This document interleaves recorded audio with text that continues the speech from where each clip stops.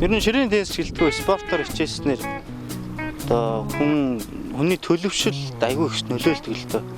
Одоо жишээ нь маа теннисэнд би өөрөө ч юм уу те одоо теннисээр хичээллээгүй бол ямар ч юм байх байсан юм бэлээ те. Одоо ингээд муу замаар явцсан хүмүүс их байдаг шүү дээ. Тийм хүмүүс яг 10 жилдээ ч юм уу баг бахтай тийм жоохон тийм хүмүүс одоо спортоор хичээснээр айгүй тийм зөв зам руугаа амьдралынхаа төлөө гэсэн зорилготой болж эхэлдэг л дээ.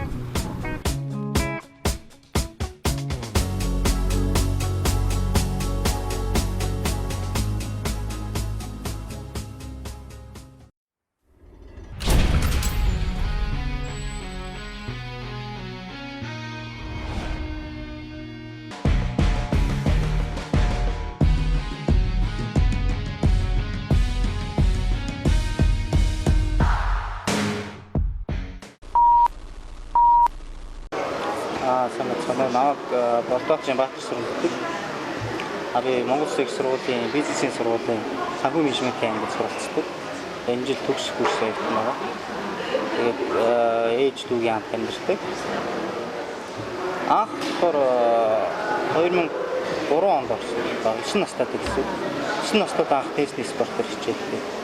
Анх манай өвөө маань намайг теннисэнд оруулах гэж ярьдаг байсан л та бага. Манай өвөө минь ширээний теннисний шүүгч хүн байсан. Тэгээд найз нь болохоор Отгонбаатар гээд мастер ах байсан л та теннисний. Тэгээд одоо яг өөрийнхөө ачийг теннисэнд оруулсан байна. Одоо өвөө нь бас хүүгээ ширээний теннисэнд оруулнаа гэж ярьдаг байсан. Тэгэл ер нь тэгсний дараахан одоо тэр сургууль дээр манай багш ирээл тэгэл ер нь зам шулуутсан да. Тэгээд хойд болохоор жоохон байсныг хэлэхгүй талбайн теннис тоглох гэж хэлсэн. Ягаад гэвэл бид теннис тоглож үзсэн чинь айгүй тийм жижигхэн санагддаг юм. Тэгээд талбайн теннис нь айгүй том болохоор амархан санагдав. Би талбайн теннис тоглох юм. Тэгээд хэсэг хугацаа үргэлжлэхийн дараа сургуультай ойрхон хөдөөд нэгдээд анх теннисээр хичээлж байсан. За ингээд ширээний теннисний хавч клуб дээр ирлээ. За манай клуб болохоор 2005 онд анх нэгдчихсэн. Хуучин Stars гэдэг клуб байсан. Тэгээд Stars клубын суурин дээр нэгдээд одоо манай шгшээ болон ерөнхийдөө одоо Монгол улсын бүх одоо теннис тоглодог хүмүүс маань энэ клуб дээрээ суулардаг. Тэгээд одоо бэлтгэл рүү орох гэж байна.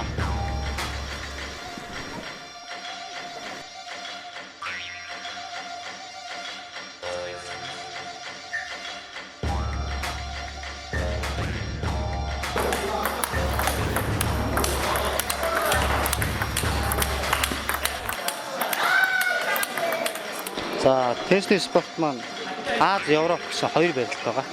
Үндсэн хоёр барилт байдаг. Нэг нь болохоор үзгэн буюу манайхны заншнаар үзгэн буюу Аз барилт. Тэр нь одоо ингэж барьдаг. Үзэг шиг ингэж барьж байгаа гэсэн. Тийм ингээд нэг талаараа ингэж харилцсан гэсэн. 10 талаас зүүн талаас. Нөгөөх нь болохоор европчуудын дэлгэрүүлсэн барилт буюу юм Европ барилт байдаг. Энэ болохоор ингээ хоёр талаараа харилцах давуу талуудтай. Гэхдээ сүүлийн үед болохоор одоо ингээд Аз ч гэсэн үзгэн барилт ч гэсэн ингээд энэ талаараа ингээ хойгоороо тоглох шинэ тийм техник орж ирсэн байна. Аль барилтаар байж тоглох вэ? Би болохоор Европ барилтаараа барьдаг.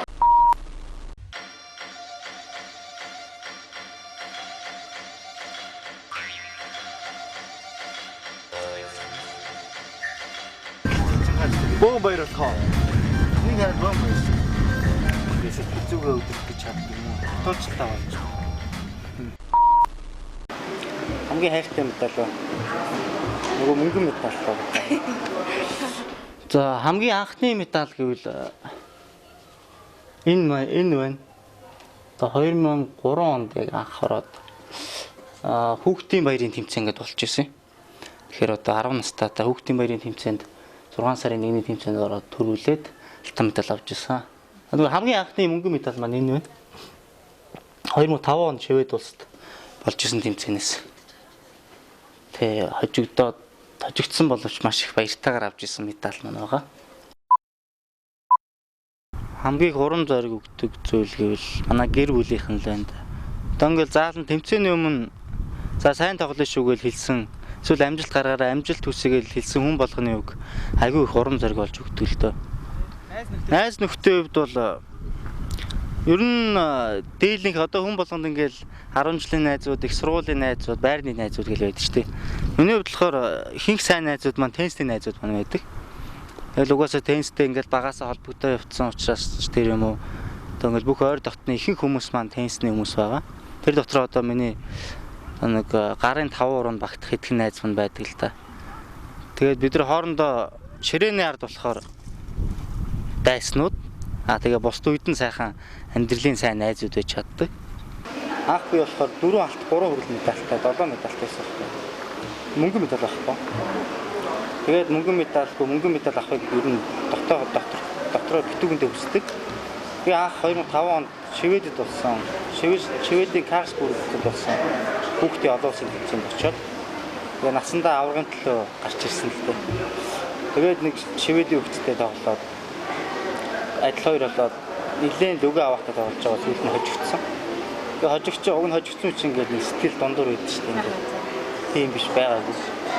Анхны мөнгөн медаль болохоор ч тэгээд гадаадаас авсан болохоор ч сэтгэл зүгээр хангалуун байсан.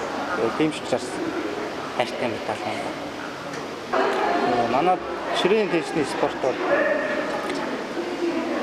ер нь ингээд яг үнийг хэлэхэд айгүй тийм хэцүү спорт л таа. Хэцүү тийм нарийн спорт гэдэг. Яагаад тэгэхээр одоо жишээ нь зарим спортын төрөл тодорхой хэмжээнд нэг хэдэн жил чимтэй 6-7 жил болоод дэлхийд амжилт гаргадаг бай.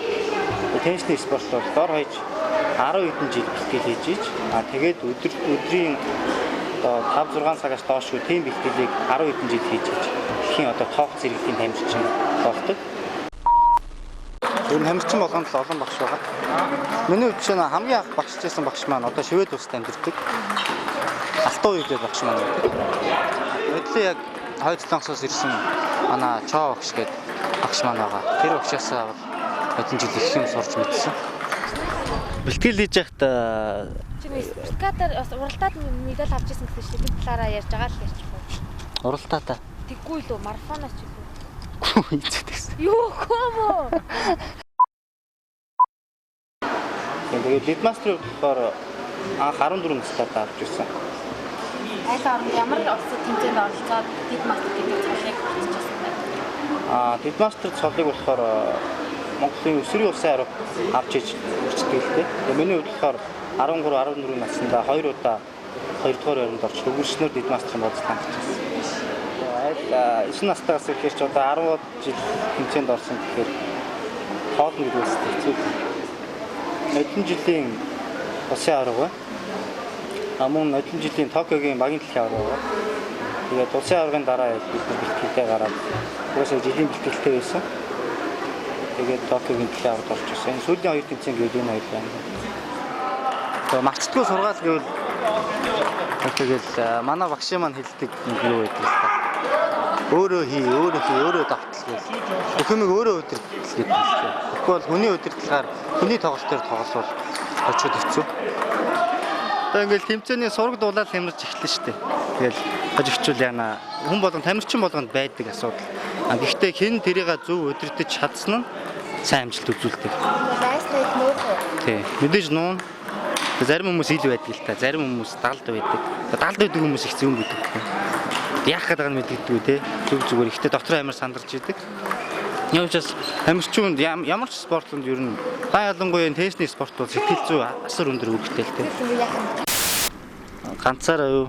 Хаяа ганцаараа авах гоё шүү дээ. Тий, ялангуяа тэмцээнд хожигчод ганцаараа суух их дуртай. Дуртайч байх уу. Тэгээ тэмцээнд хожигчдын дараа ингээл хүн амьтантай хамт байхаар уур гэдэг л та. Хамгийн урт хугацаа гэвэл 2 жилийн өмнөх лигийн үеэр юм байна. Яг лиг манай лиг 2 сар гараа үргэлжилдэг.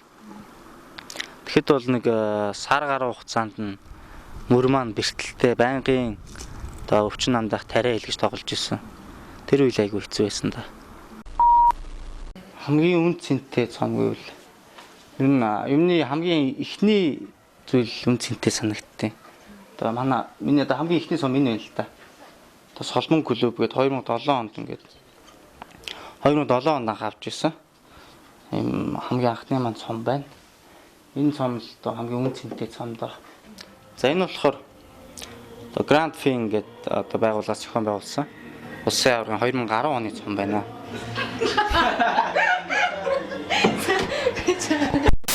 Одоо тэгээд Ваалт нар гэдэг тамирчнаас хойш хятад ер нь эзэрхийлжтэй л дээ. Тэгээд одоогор болохоор яг тийм Монголын төвшөнд ийм сэтгэл зүйчүүд, тамирчдын сэтгэл зүйч маш ховор байна л да.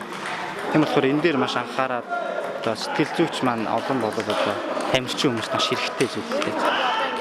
Найзтайгаа бильярд зохих дуртай. Одоо залуу хүн байна гэж бодоод ирч хүчтэй байхыг хичээдэг те. Тэр үе бол айгүй сайхан шүү тэгэл.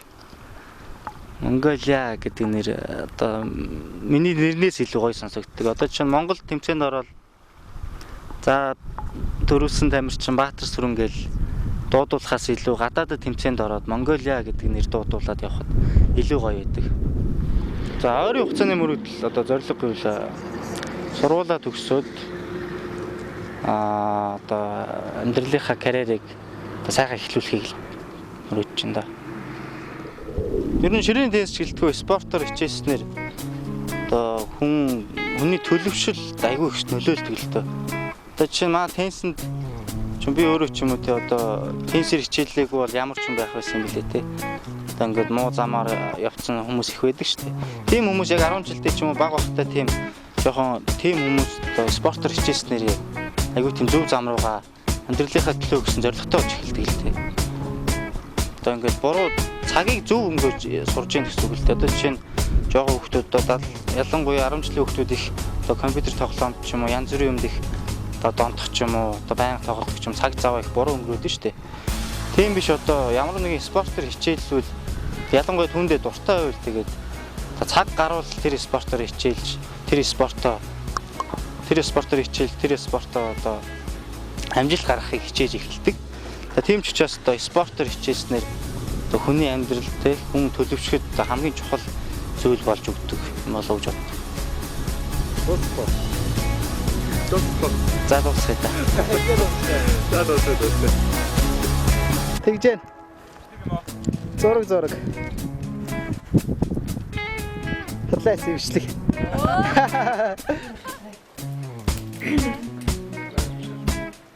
Болоод шүү. Болоод шүү. Тийм юм болгоо шүү дээ. Чулуу юу нэ?